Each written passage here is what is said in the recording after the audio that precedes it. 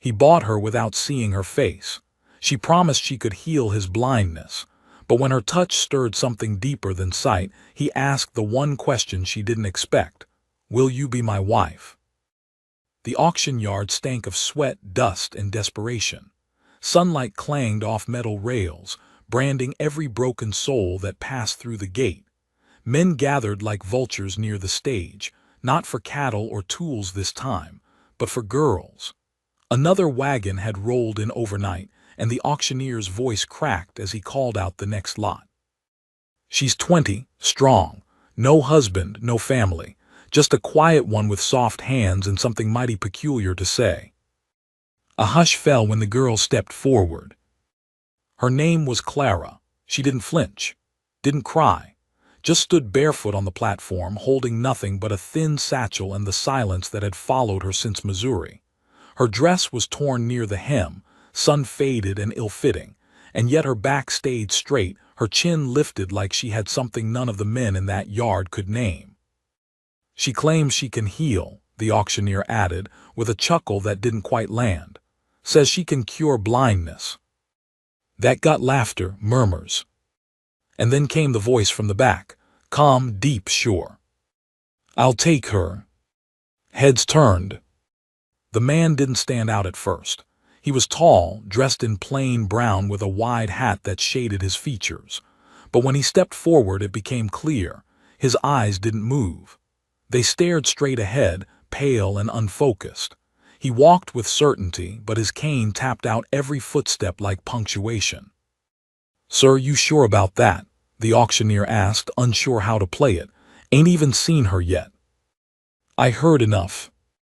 Murmurs again. The girl's heart thundered, but she didn't speak, just clutched the satchel tighter. The man pulled out the coins, more than asked for.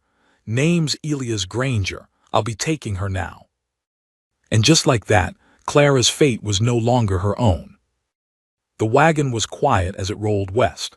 The driver, a young hired hand named Tate, kept his eyes forward, saying nothing unless asked. Elias sat beside Clara in the back, cane resting across his knees, his body as still as stone. He didn't ask questions, didn't tell her what waited beyond the hills, just sat in a silence so deep it made her wonder if he was truly blind or just staring inward where memories never stopped speaking. I meant what I said, she finally whispered, about your eyes. I know, he said. You think I'm lying. No. That was all. It took them a day and a half to reach his ranch. A modest cabin sat nestled between the last stretch of dryland and a stubborn patch of green, where a thin stream trickled between stones. There were no children waiting, no wife, just a dog too old to bark, and a porch swing that creaked in the wind. Clara climbed down first. She expected him to offer instructions or at least a warning. Instead, he held out his hand. She placed hers in his palm, and something in his jaw tensed. You've got warm hands, he muttered. They're healing hands, she said quietly. He didn't laugh. Instead, he let her guide him up the steps. Inside, the house was plain but clean. A cot against the far wall hinted at solitude. Tools lined the table. A coffee pot still warm sat on the stove. The scent of cedar lingered in the floorboards, and sunlight filtered through linen curtains that had long since lost their pattern. He showed her the spare room, small, windowed, with a single trunk at the end of the bed.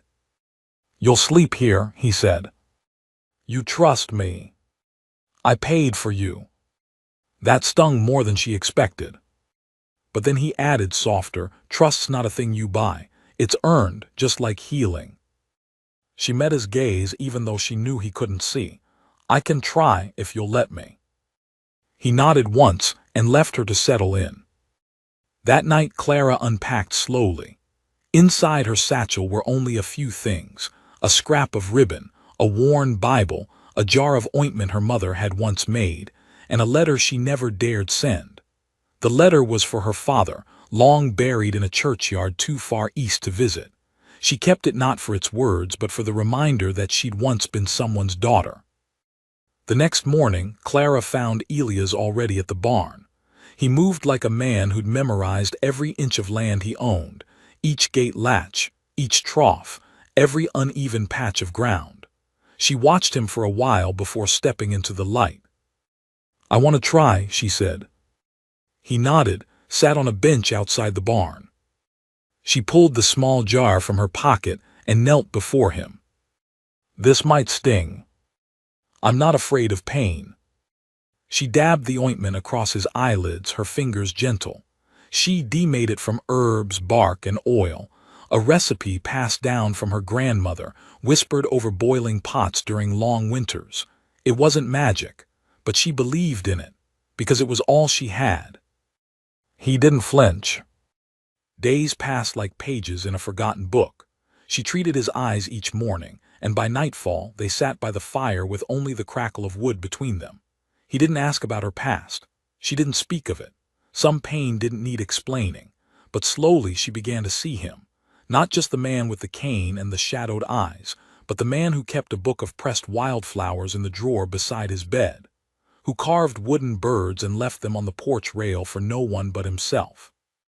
And he listened to her, when she hummed, when she read scripture aloud at night, when she whispered her prayers. One evening, as the sun dipped low and the sky turned to ash and gold, he sat up straighter on the porch and rubbed his eyes. "I see something," he said. She froze. "What do you mean?" "Light, just light, like the edge of a lantern in fog." She knelt beside him, heart racing. "That's the first step, if we keep going." "Don't say it unless it's true," he warned. "I wouldn't lie to you." And she meant it. The next morning he described the shape of the cabin door, not clearly, but enough to prove something was shifting. Hope bloomed in her chest like spring grass through frost. A week later he saw her shadow. Not her face. Not yet. But it was coming. And then, one morning, as she sat beside him on the porch, reading aloud from Proverbs, he reached out and brushed a strand of hair from her face. His fingers trembled. "I can see you." She stopped breathing. "I can see you," he repeated, and this time his voice cracked. "Your eyes, they're green." Her hand flew to her face. "You weren't lying," he said. "No." He stared at her for a long time, drinking her in like a man starved. Her freckles, the small scar on her chin, the way her hair curled at the ends, stubborn as ever. "You're beautiful," he whispered. Clara looked down. "That's not what matters." "It is to me." She stood then, heart pounding. "Now that you can see, you don't need me anymore." He rose too, slower. "Clara, I only came because you needed healing, but now I still do." She turned to face him, tears threatening. "Why?" He reached out, touched her cheek. "Because I've seen 100 things since dawn. The sunrise, the dog, the porch, my boots, but nothing as clear as the feeling I get when I look at you." She couldn't speak. "I didn't ask when you came," he said softly, "but I'm asking now." She blinked. "Clara, will you stay? Not as a helper, not as a nurse. Will you stay as my wife?" Her breath caught. The wind shifted, and her answer hung in the balance. Clara didn't answer right away. The question hung in the air between them, warm and steady like the hand he still had resting gently against her cheek. The wind picked up, sending a ripple through the tall grass beyond the porch, and still she stood frozen.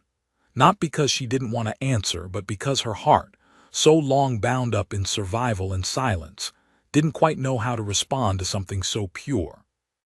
She lowered her eyes, and Elias let his hand fall.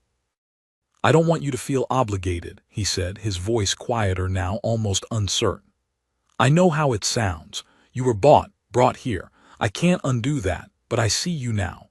And it's not pity or payment or anything else. I'm asking because when I woke up this morning and saw the world again, the first thing I hoped to see was your face." Clara swallowed hard, then turned and walked down the steps of the porch.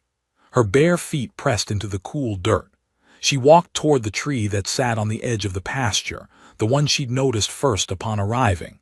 It bent just slightly, its trunk twisted from years of wind, but it stood anyway, resilient, unmoved by the storm that had once split it down the middle. She stood beneath it now, fingers grazing the bark. Her thoughts were a tangle. No man had ever looked at her the way Elias had just done, not with sight, not with blindness, and certainly not with such quiet reverence. It wasn't just what he saw.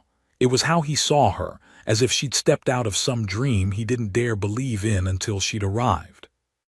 But marriage, that was a word wrapped in memories she tried to bury. She'd watched her own mother lose herself inside one. Her father had been kind once, before drink and grief hollowed him out. Clara remembered the sound of her mother's crying late into the night, the hush that fell every time someone knocked, and the way her mother used to press her hands to Clara's chest and say, "This world will not be gentle. You must be gentler still." She closed her eyes. Behind her the screen door creaked open. Elias didn't speak. She heard his steps in the dirt. "I'll never ask again," he said quietly. "If it made you afraid, I'll let it go." She turned to face him. "It didn't make me afraid, not in the way you think." He waited. "I'm not used to being seen," she said. "Truly seen. Even before the auction, even back when I had a home, people looked through me, past me. You look and I feel like I'm standing in the light. That's what you are." She gave a shaky laugh, brushing a tear from her cheek. "I've never had a place. Not really. And I came here thinking maybe I could help you see, but now I think maybe God was trying to help me see something too." Elias stepped closer carefully. "Then stay, not because I need healing. Stay because maybe you do too." That night Clara stood by the hearth, drying her hands when she turned to him and said, "Yes." He blinked. "Yes." "Yes," she repeated quieter. "I'll stay as your wife." They married the next morning. It was a small ceremony, just them, the hired hand Tate as witness, and the old preacher from town who'd lost his voice to a winter sickness years ago but still carried the book and enough conviction to bless them in silence. The vows were whispered between two hearts already intertwined, the exchange of rings replaced by a clasping of hands and a promise not spoken in fancy words, but in presence. After the preacher left, Clara remained on the porch watching the road. Elias joined her, his hand now steady in hers. "Everything feel different?" he asked. "Everything feels still, like it finally stopped spinning." In the days that followed, they settled into something gentle. Elias taught her how to mend tack, how to test the fence lines for weakness. She taught him how to plant rosemary beside the kitchen window and how to make bread rise just right. Their days were full of simple things, work, laughter, meals shared at the same table. But beneath it all was a quiet wonder neither dared name aloud. It was as if they'd both been wandering for so long, they hadn't realized how badly they wanted to be found. Then the letter came. It arrived folded tight in the pocket of a trader's vest, delivered by hand with a name scrawled in uneven ink across the front. Elias Granger. He opened it alone on the porch, while Clara washed dishes inside. Clara heard nothing at first, no reaction, but when she stepped out, she found Elias gripping the letter so tightly it had torn. "What is it?" she asked. He didn't answer at first, just handed it to her. She read, "Heard you got your eyes back, but you never thought you'd lay on me again, but I ain't done. The girl ain't what she seems. She's got a past same as everyone. I'd check Missouri if I were you." No signature, no mark of sender. Just pain. Clara went pale. Her hands shook as she let the letter fall to the ground. Elias didn't speak. She finally forced breath into her lungs. "I don't know who sent that, I swear." He looked at her, his eyes no longer blind, but still filled with the same trust he'd offered her from the beginning. "I believe you." "But Missouri." "I said I believe you." She collapsed onto the steps, knees folding beneath her. "I never wanted to hide anything, it hurts too much." "You don't have to tell me." But I want to. And so she did.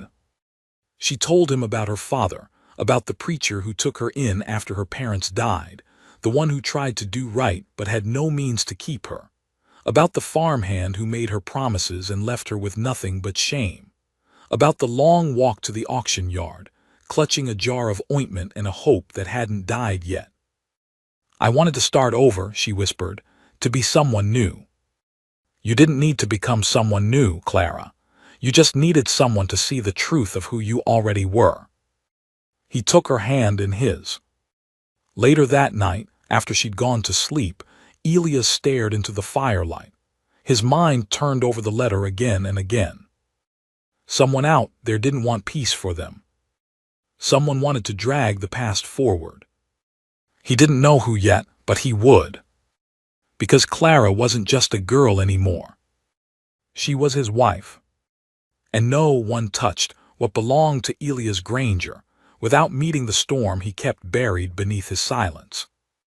The letter changed something, not between Elias and Clara but around them, like a wind that shifts without warning, silent and invisible but strong enough to make the trees whisper.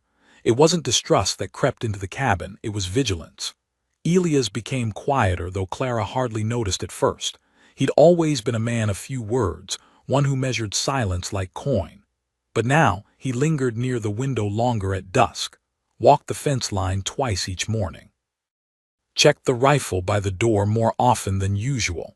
He hadn't hunted in months, but he cleaned and loaded it every Sunday now. Clara kept her hands busy. She planted marigolds beneath the eaves and lined the windows with sprigs of lavender to keep the flies out. She baked bread in the cool mornings and stewed meat with root vegetables as evening fell.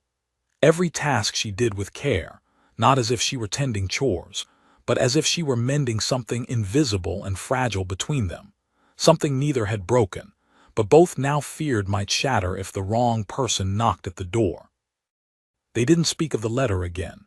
Not because it was forgotten, but because some truths hang heavier when named aloud. Clara still heard its echo some nights when she woke sweating from dreams of Missouri, where shadows spoke in familiar voices and her feet sank in dirt she thought she'd left behind. It was on a Wednesday, just after the sun had slipped behind the pines, that they heard the hooves. Elias had just set down his cup, the steam still rising when he stilled. Clara felt it too, the difference in rhythm. A single rider, not rushing, not slowing, purposeful. Tate was out gathering feed. No other soul should be near. Elias stood quiet as stone. The hoofbeat stopped just past the gate. Then the knock. 3 times, not loud, not weak. Clara's stomach dropped. Elias opened the door before she could stop him. The man standing there was not a stranger. His boots were clean, his coat was pressed, and his mouth was curled in the kind of smile that meant no good would follow. "Well," the man said, removing his hat with a slow sweep, "aren't you a sight?" Clara's blood ran cold. "Hello again, Miss Clara." Elias stepped forward, body rigid. "You are." The man gave a mock bow. "Name S. Reverend Silas Wynne, though I don't preach much these days. Too many sinners, not enough saints." Clara couldn't move, couldn't breathe. Wynne turned to Elias. "I've come to take something back, something that ain't rightfully hers." Elias didn't flinch. "She's my wife." "Oh, I heard. Whole town's talking. Blind man marries a girl from an auction who claims to see the Lord's light. Real sweet tale, but the Lord and we got history, and Clara here owes me something." "She owes you nothing," Elias said, voice low, dangerous. Wynne's eyes flashed. "That's so." "She's not going anywhere." Wynne chuckled. "We'll see." He tipped his hat again, then turned and mounted his horse without another word. He rode off just as slowly as he came, like a man who knew storms didn't need to strike right away. They could wait and still level a home. When the silence returned, it was deeper. Clara sank to the floor once the door shut. "He's not a preacher," she whispered. "I figured," Elias said, kneeling beside her. "He was supposed to help me. When my father died, my mother had already gone to the grave. I was 17, alone.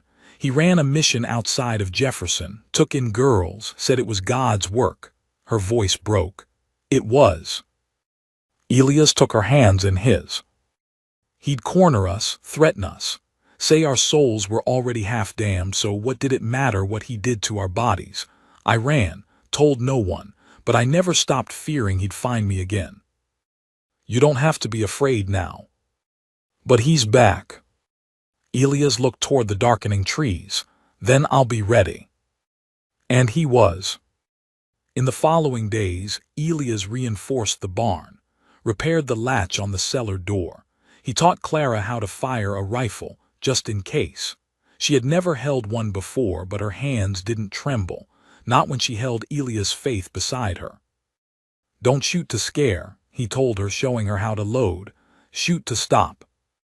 She nodded. I don't want to kill anyone. Then pray they don't make you. But wind didn't return that week, nor the next. And in the stillness, life tried to find its rhythm again. One morning, as Clara fetched water from the stream, she felt something shift in her chest, a pressure she couldn't name. She set the bucket down, pressed a hand to her middle, and closed her eyes. Later that day, she sat Elias down. I need to tell you something. He looked up from his work. I might be carrying. His brow furrowed, carrying. A child.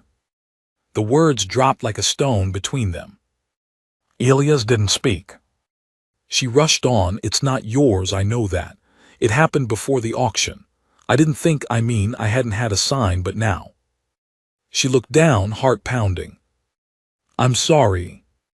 Elias' hand closed over hers. You have nothing to apologize for. But I married you, Clara, not just for who you were, but for all the years still ahead. If you carry a child, then that child's mine too, blood or no blood. Her breath caught. I lost sight once, and I thought that was the worst thing a man could lose, but you showed me what I hadn't even known I was missing.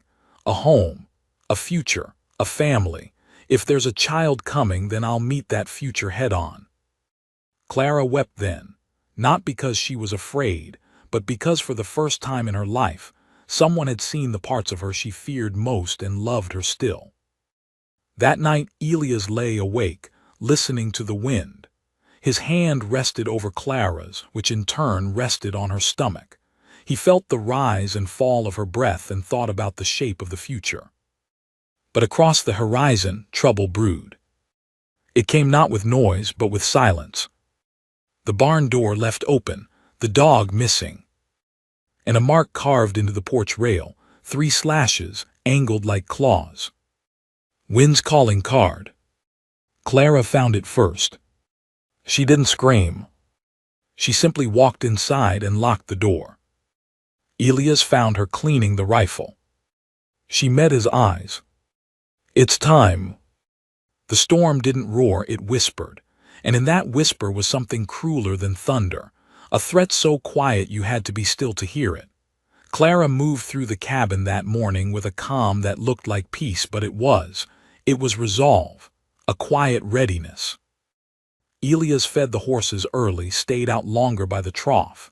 He moved like a man bracing for something that hadn't yet arrived but was close enough to taste in the air. The trees stood too still. The crows were gone, and the earth, usually dry and crunching this time of year, felt heavy underfoot, like it too was waiting. Wynne hadn't come back in person, not yet, but Clara knew him. He was setting the stage. He wanted her to feel the noose tighten before he pulled it. That was his favorite part, the waiting, the fear. The thought of it made her fists clench as she rolled out dough and watched the window with eyes too sharp for a girl so young. The mark on the porch rail, 3 claw-like slashes, wasn't just a warning. It was a memory. Wynne used to carve those same marks into the beds of the girls he favored most. It meant he'd come back. It meant this one is mine. Only she wasn't his anymore. When Tate returned from town that evening, he brought more than supplies. He brought rumors. 4 horses were seen riding west of the creek, he said, setting down sacks of grain with a grunt. One had a mark on its saddle, same as that one Win fella wore when he came here. Folks say he's been stirring trouble in Blue Hollow, picked a fight at the saloon, said he was looking to reclaim something lost. Elias didn't react, but Clara saw the flicker in his jaw, a tightening, a gathering of patience. Are the law involved? Elias asked. Tate shrugged. Sheriff's got his hands full. Says unless Win steals something or spills blood, he's not got cause to interfere. Town's too used to men like him. Smooth talkers with church titles and fists behind the pulpit. Clara turned back to the stove, stirring slowly. That night, Elias laid a rifle at the side of the bed. We won't run, he said. Clara nodded. I'm done running. But her hand rested protectively on her belly, and he saw the fear she didn't voice. I won't let him near you. She looked up. He's not coming for me, Elias. He's coming for what I represent. He wants to remind me that I came from nothing, that I was broken. He wants to make me believe I still belong to that past. Elias reached for her hand. You belong here. You always did. God may have taken my sight for a while, but I see clearer now than I ever did. The next morning came with frost. Mid-spring, but the earth had turned cold again overnight, as if warning them what approached. Clara lit the fire early, her body sore, her stomach unsettled in a way that had nothing to do with food. She knew these changes. She remembered them from the other girls, the fatigue, the sensitivity. She was carrying, no doubt now. But she didn't tell Elias again. He already knew. His gentleness had deepened. The way he helped her down from the porch, or how he brushed the hair from her eyes without speaking.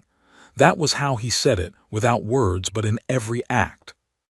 Then just after noon, they heard it. Horses, not 1, 4. Elias stepped out, rifle slung but not raised.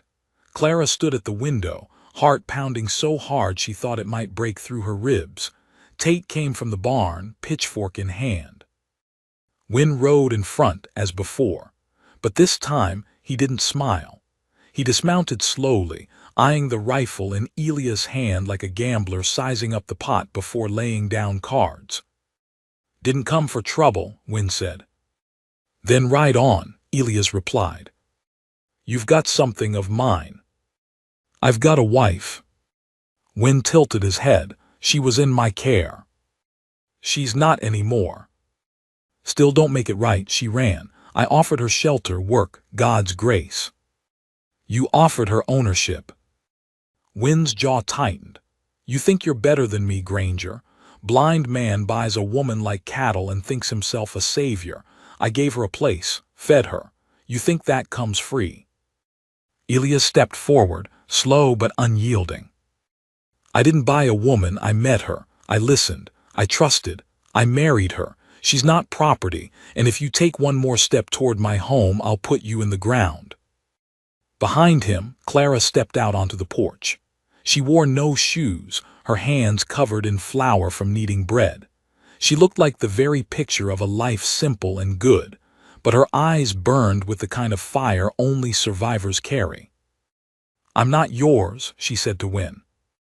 You're confused, he said, spreading his hands like a pastor delivering a benediction. You've forgotten where you came from. I remember exactly, she whispered, and I'll never go back.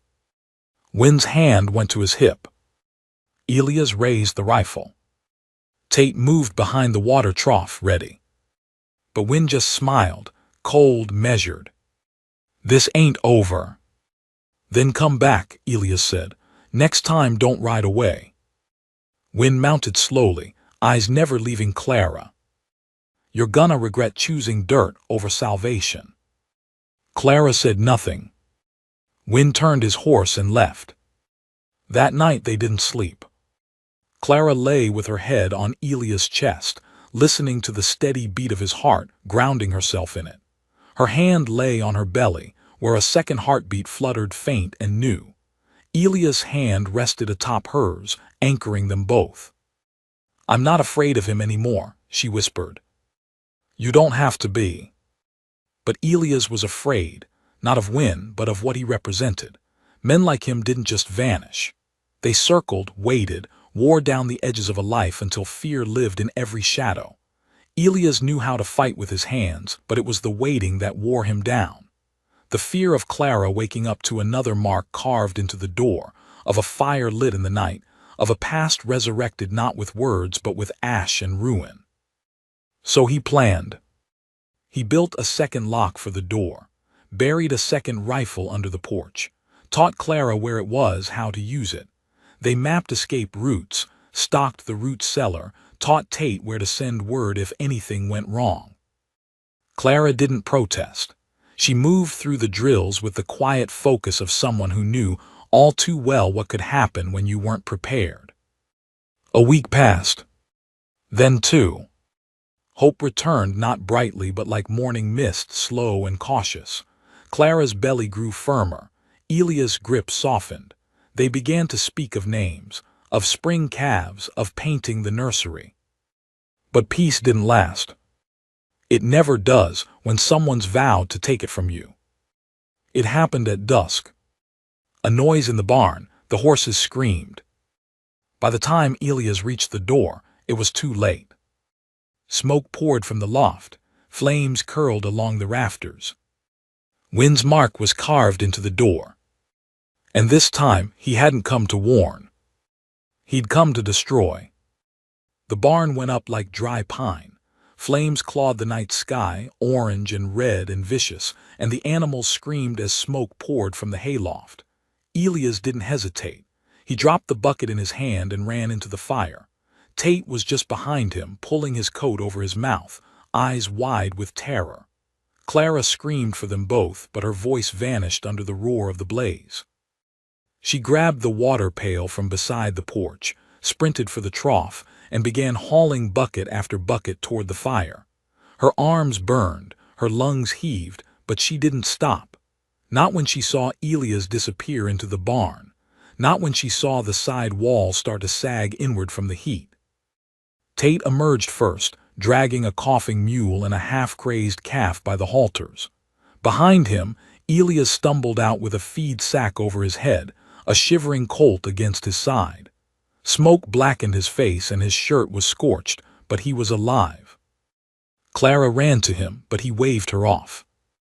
"More water," he coughed, stumbling toward the corner of the barn where the fire hadn't reached yet. They fought the flames until dawn. By then, only one wall still stood. The rest had collapsed into a smoldering ruin of blackened beams and ash. They lost 2 goats, half the winter feed, and the harnesses Elias had built by hand years ago. But no people had died, and somehow that felt like a victory. Elias collapsed on the porch steps, chest heaving, arms limp at his sides. Clara knelt beside him, wiping the soot from his brow. "I saw him," Elias said hoarsely, "at the edge of the trees, watching." Clara's stomach twisted. "Did he see you?" "Don't know, doesn't matter. He knows what he did, and now he knows what I'll do if he comes again." She looked toward the trees, where shadows were only beginning to give way to morning. "He won't stop," she said quietly. "He never has." "He will," Elias replied, "because next time I won't warn him." They buried the dead goats, rationed what feed remained, and set to rebuilding. Tate worked with a fury that surprised even himself. Clara stitched burns on Elias' arm, her hand steady, her face unreadable. No one cried. Not even the colt, who had lost his mother in the fire and now followed Clara around the yard like she was the only safe thing left in the world. Later that week, a package arrived by courier. No name, no sender. Inside was a piece of burnt wood, black and brittle, and tied to it with twine a note. "She burns everything she touches." Clara stared at the note for a long time. Then she lit it on the stove and watched it curl into ash. Elias said nothing. But that night, he dug a hole behind the house and buried something long and heavy in it. Then he covered it with dirt and didn't speak of it again. The next day, he rode into town. He returned with a box, small, metal, and locked, and a bundle of papers under his arm. "Marriage certificate," he told Clara as he laid the papers on the table, "and a writ of protection signed by Judge Harper." She stared at the bold ink, her name beside his, official, legal, unbreakable. "This doesn't mean he'll stop," she whispered. "No," Elias said, "but it means I won't be the only one hunting him if he tries again." That night Clara woke to a whisper, not words, just breath. She bolted upright. Elias stirred beside her. "What is it?" She didn't answer. She slipped from bed and crept to the window. There in the moonlight stood the colt, alone, whimpering, and beside him no man but a stake driven into the earth. From it hung a rope, frayed, noose-shaped, swinging in the night breeze. Clara screamed. Elias was out the door in seconds, rifle in hand, but no one was there. Just the stake, just the rope, just the colt shivering beside it, eyes wide and white. They burned the rope that night, but neither of them slept. In the days that followed, Clara stopped baking. She stopped planting herbs. She stopped humming. Her face grew thinner, her hands slower. She moved like a woman half vanished. Elias tried everything, brought her wildflowers, played old hymns on the harmonica, read aloud from the Psalms, but the light was fading. Then one morning, as she stared out at the field, she spoke. "He wants me to run." Elias looked up from his chair. "He's trying to break you." She turned to him, eyes hollow. "He already did, years ago." "No," Elias said gently. "He wounded you, but you walked away. That takes strength." "I walked away because I had no choice." "You stayed here because you chose to." Clara's chin trembled. "You said I belong here." "You do. But what if he never stops? Then neither will I." She turned away. Her hand rested on her belly. "I can't let him touch what's growing inside me, not even the shadow of him." Elias stood, walked to her, took her hand. "We'll leave if you want. Sell the land, disappear west."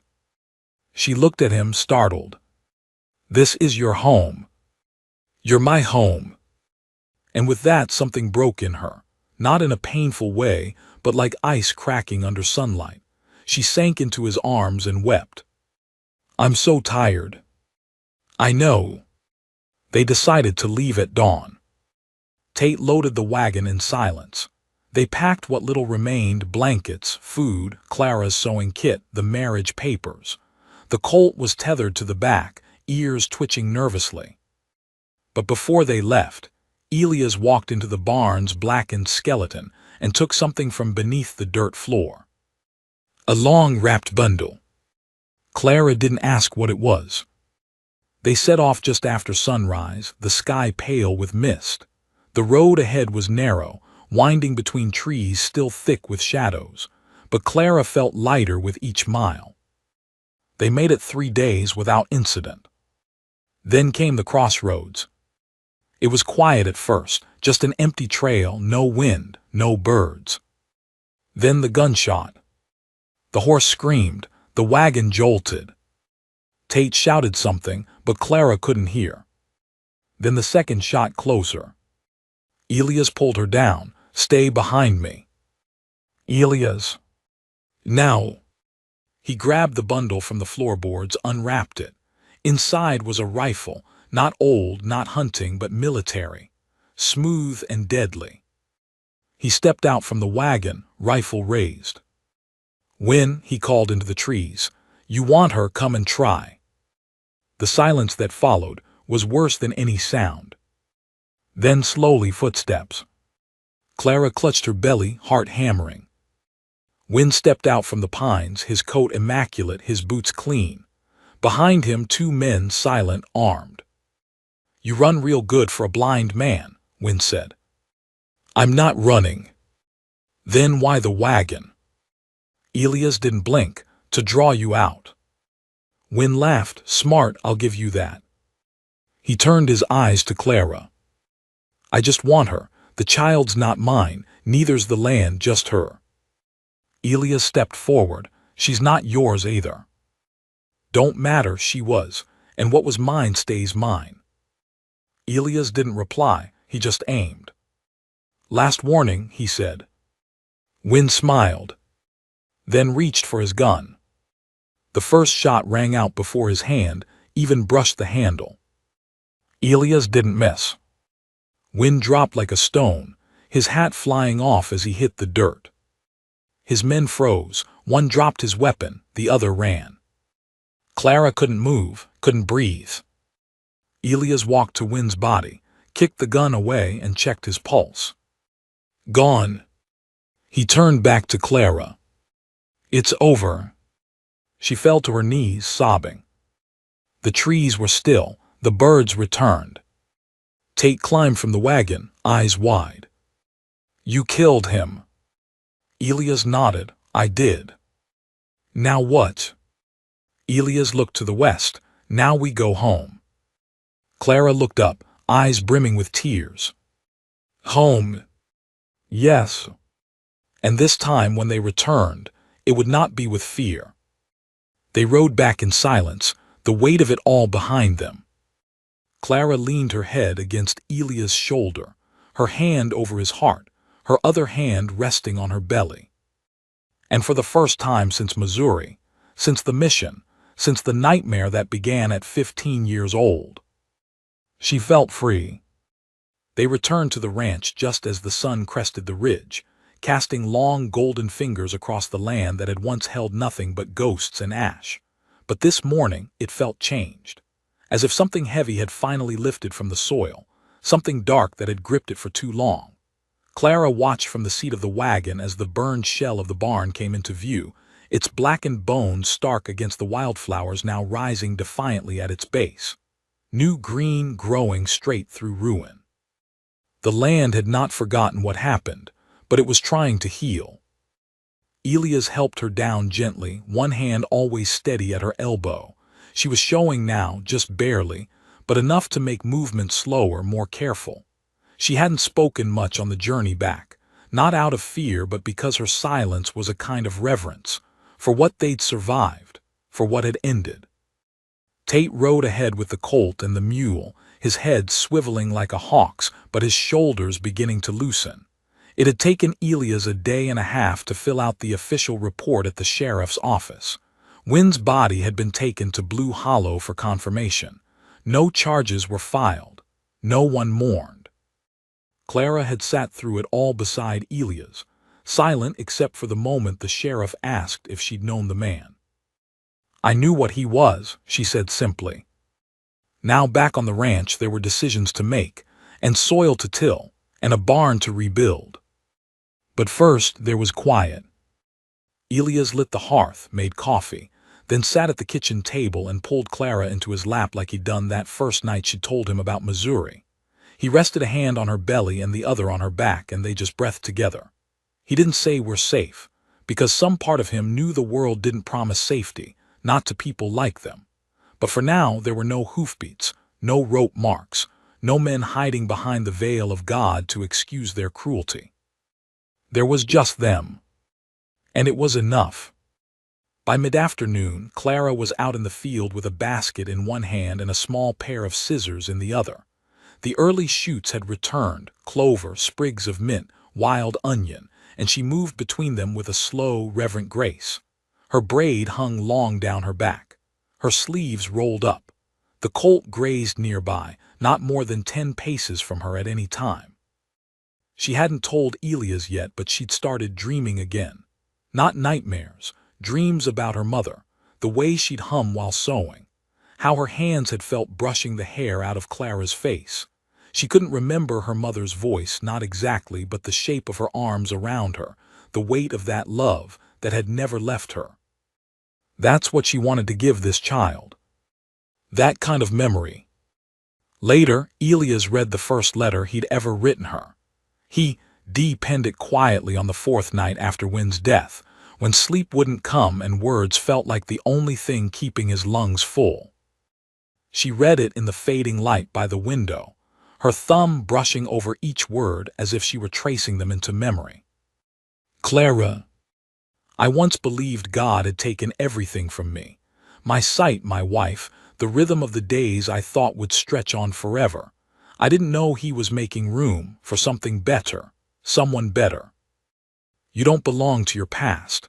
You belong to the days ahead, and I'll walk blind into all of them if it means I walk beside you. She didn't cry, not until the end. Then she folded the letter, held it to her heart, and whispered, "Thank you." But the peace, as always, was not complete. 3 weeks passed. The ground softened, rain came. And with it, news. It started as a whisper in town, then a letter, then a visit. A woman arrived on horseback, alone, with papers in hand and a badge pinned to her lapel. Deputy Helen Marsh, Fort Clay. Elias met her at the gate. "You Elias Granger?" she asked. "I am. I need to speak with you and your wife." Clara stepped out onto the porch, wary. Helen removed her hat. "I'm not here to make trouble, but Win Holloway wasn't acting alone." Clara's heart dropped. Helen continued, "He was part of something bigger, a church front operating out of Missouri and northern Texas.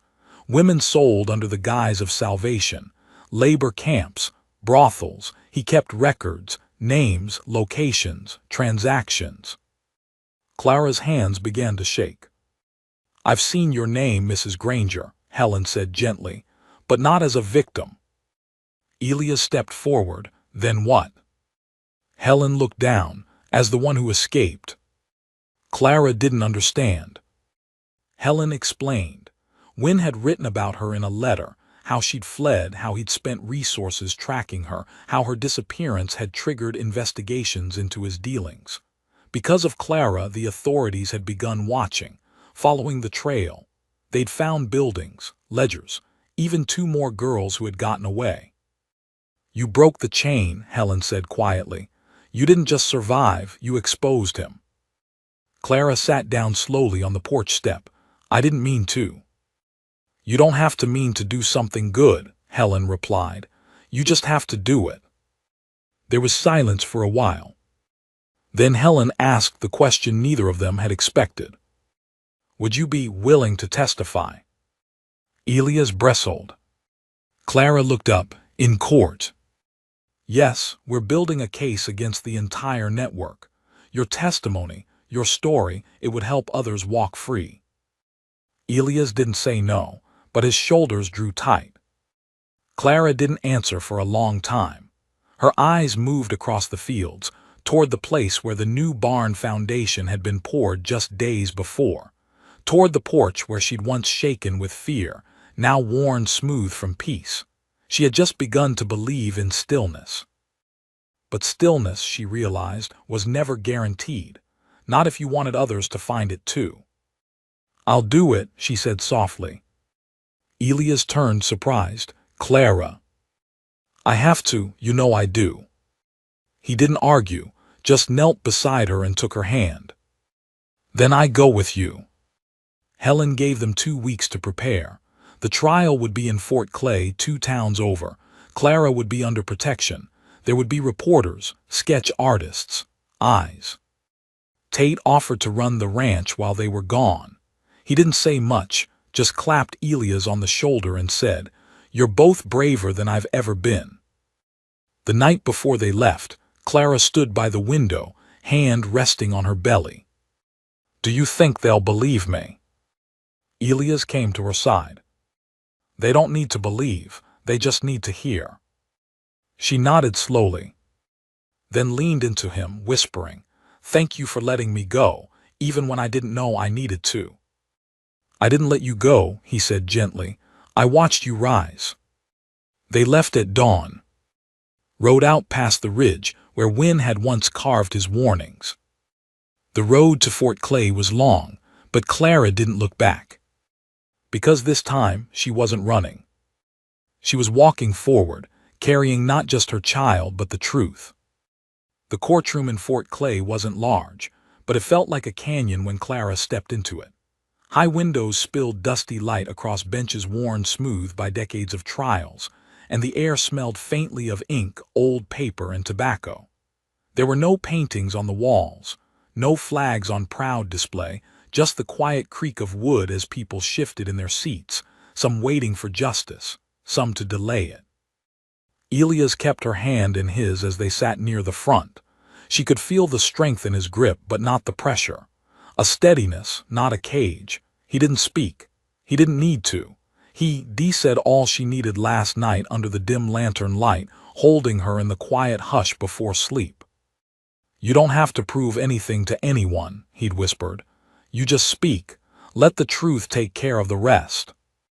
Now she sat with a folded piece of paper in her coat pocket. Not notes, not a speech.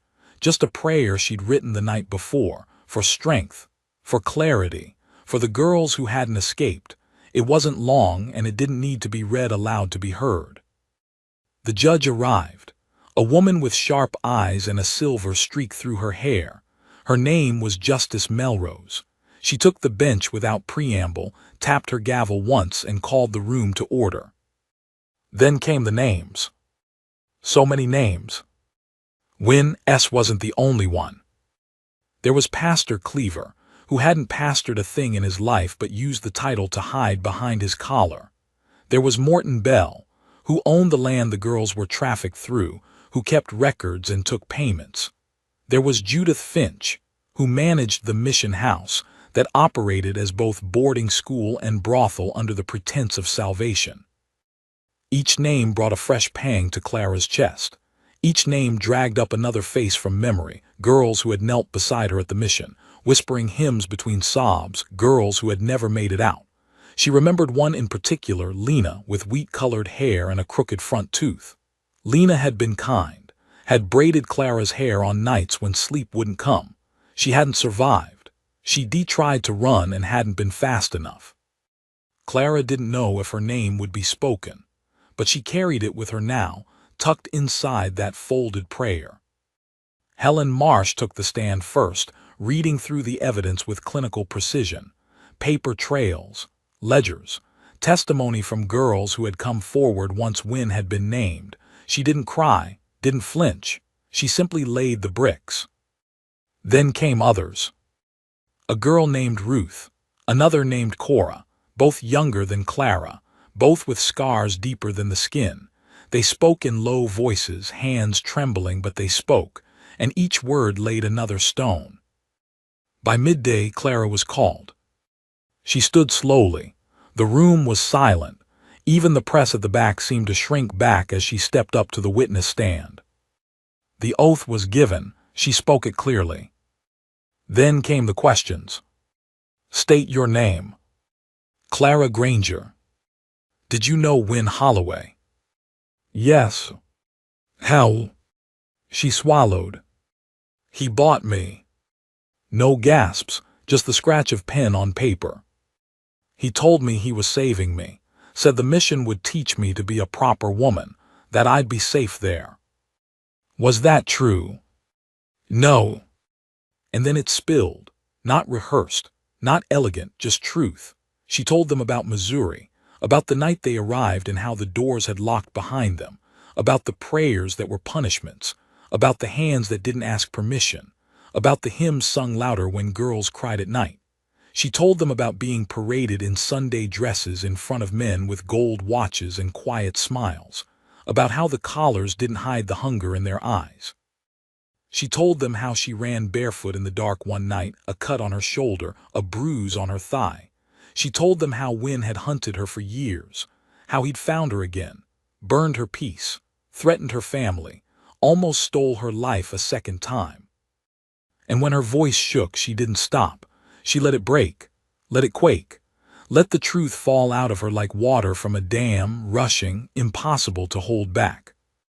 When the prosecutor asked if she could identify Wynne in the courtroom, she looked at the empty chair where he would have sat if not for Elias.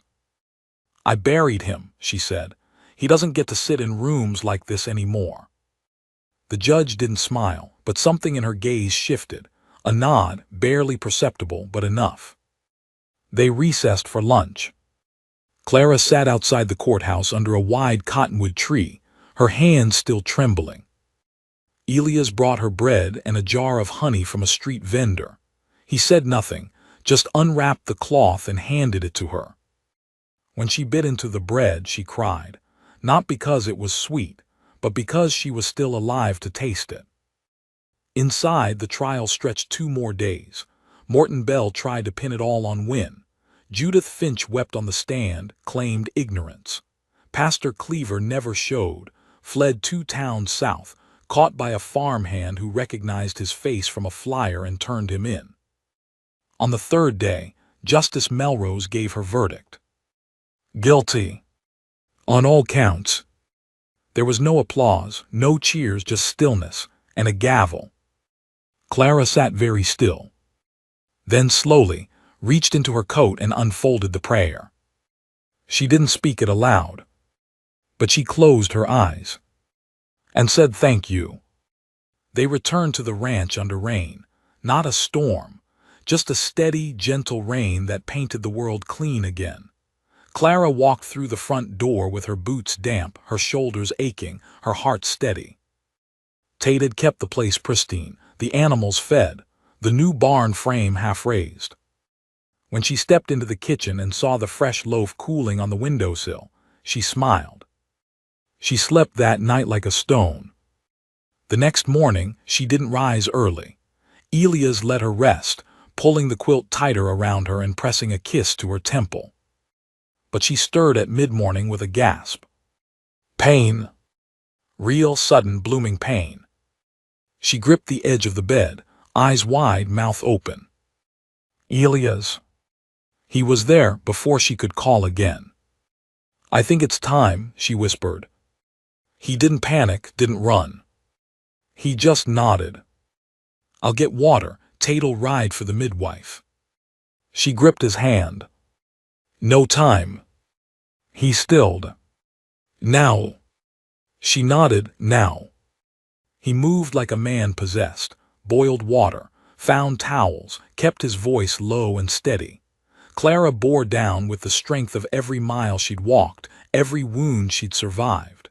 Her fingers gripped the sheets, the pain white-hot and splitting, but she did not scream. She did not beg. She breathed. She pushed. And when the room seemed to crack open at the seams, there came a cry. Small. New. A voice that had never existed before this moment. Elias stood frozen. The child, his child, was in his hands, and though he could not see, he felt every weight, every shape, 10 fingers, 10 toes, a beating heart. She's here, Clara whispered. He echoed. Clara laughed, exhausted, tears slipping down her cheeks. A girl. He held her close to his chest, and though he couldn't see, he wept. Later, when the midwife finally arrived, breathless and apologizing, she found them in bed together, Clara sleeping, Elias wide awake, holding the child with reverence. Name, the midwife asked softly, preparing the records. Clara stirred. Hope, she whispered. Her name is Hope. Hope. The name settled over the house like a benediction. In the days that followed, the world slowed. The midwife stayed for 2 nights to ensure Clara healed properly, but by the 3rd morning she stood on the porch with her bag in hand, tipping her bonnet to Elias and saying simply, "You have everything you need now." And she was right. Clara moved slower those first weeks. The bruises of birth were deep, but the joy ran deeper. She wore Hope pressed against her chest in a sling Elias helped tie, whispering soft prayers over her with every step. The baby hardly cried. She watched everything with wide, quiet eyes, blinking up at her father's face even though he could not see hers. But she recognized his voice, the rumble of it, the way it softened only for her. Clara could swear Hope smiled when he spoke. Elias spent hours with her in the rocking chair by the hearth, tracing her tiny fingers, letting her curl around his thumb. "You feel just like your mama did when she reached for me that first night," he told her once. "Like something I didn't know I'd been missing." And Clara would watch them from across the room, her hand pressed to her chest, overwhelmed by how a life that had begun in darkness had somehow led to this warmth. Word of the trial traveled fast, and with it Clara's name. Letters came, Some from survivors, others from families looking for the girls they'd lost. Some came with stories. Others came with silence, just a name and a thank you. Clara read each one aloud to Elias, her voice steady, her heart expanding. And then one day, a letter arrived with an official seal. Dr. Merrill Tabor. Eye specialist. Fort Clay. Elias hesitated to open it. His hand hovered over the envelope like it might contain dynamite. Clara watched him carefully. "Do you want me to read it?" He nodded. She unfolded the page and scanned the neat handwriting. "Mr. Granger, I was recently informed by Deputy Marsh of your role in the Holloway investigation. Your condition was also described. Damage to the corneas following the war, limited scarring but significant loss of function. Based on the nature of your injury and recent medical developments, I believe there may be a chance of partial restoration through a grafting procedure now in trial phase. I will be in Blue Hollow for 2 weeks. Should you wish to discuss further, I am available. Dr. M. Tabor." Silence fell heavy in the cabin. Elias didn't move. Clara folded the letter. "You don't have to if you don't want to." "I never thought I'd even have the choice," he said quietly. "Do you want it?" He exhaled slowly. To see her, he choked. "Yes, I want it."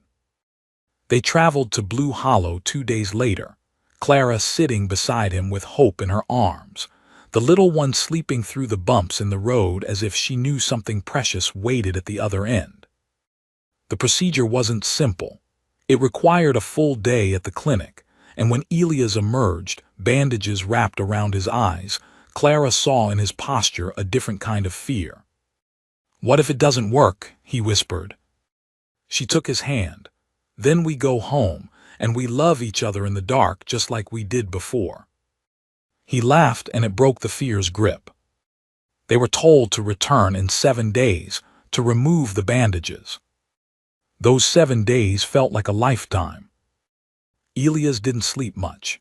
He kept asking Clara to describe Hope's face, her cheeks, the curl of her hair, the way she moved her fingers when she dreamed. Clara described it all, over and over again, until one night Elias interrupted her. "Do you know what I see when you talk?"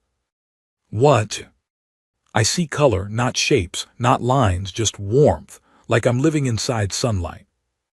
Clara leaned forward, brushed her lips against his brow. "You've always lived inside mine." On the 7th day, they returned to the clinic. Dr. Tabor's hands were gentle. He removed the bandages slowly, layer by layer, speaking softly to keep Elias calm.